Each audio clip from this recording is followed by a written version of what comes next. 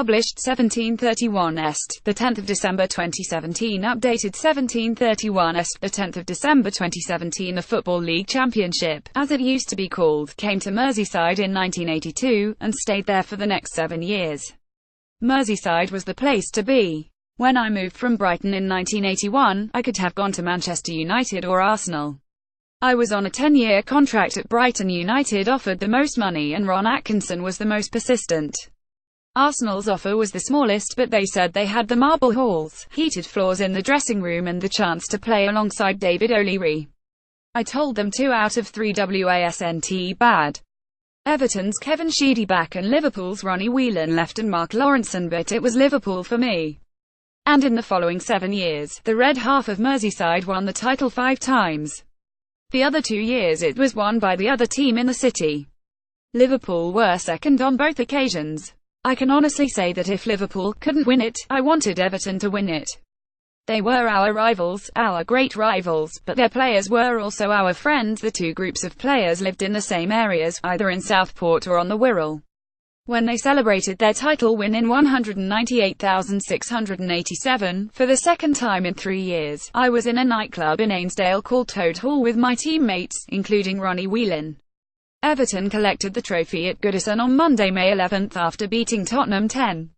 Gary Lineker had left for Barcelona the previous summer and Sir Alex Ferguson came into Old Trafford that season. They were changing times, apart from the destiny of the title. We'd beaten Everton home and away that season, but it wasn't enough.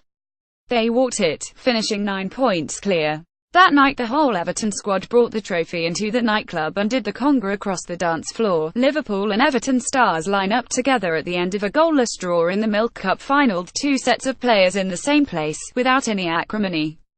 Just respect. If it couldn't be us, I wanted it to be them. I can't imagine that would have happened anywhere else in the country, such as Arsenal and Spurs or United and City, can you? They were a proper side with a team spirit that was much admired. I don't like the hatred among fans now. It should be possible to admire and respect your rivals. Howard Kendall would take his squad to the Cathay Garden Chinese restaurant in Southport.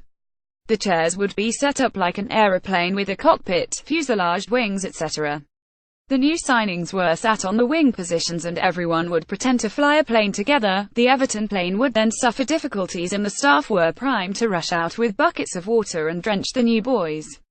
It sounds bonkers, but it was typical of the team spirit engendered by Howard. Liverpool shared 7 Football League championships with Everton between 1982 and 1989. There was a togetherness. It was Merseyside against the rest.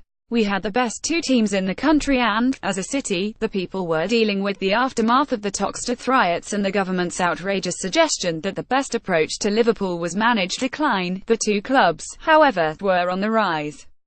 The biggest problem would have been picking a composite 11. The fans were close, too, but there is an undercurrent now.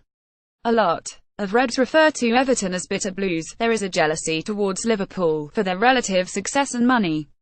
While Liverpool are fighting for the Champions League, Everton are fighting for points. I don't like the hatred. It should be possible to be a Liverpool fan with admiration for Everton, for the history, the tradition and the rivalry, and vice versa. Likewise in Manchester with the red and blue split. But we have hostile singing, aggressive behaviour and an air of menace. I'm not suggesting everyone should be out doing the conga together, but does it really have to be like this? Success should not have to lead to an increase in hostile singing and aggressive behaviour.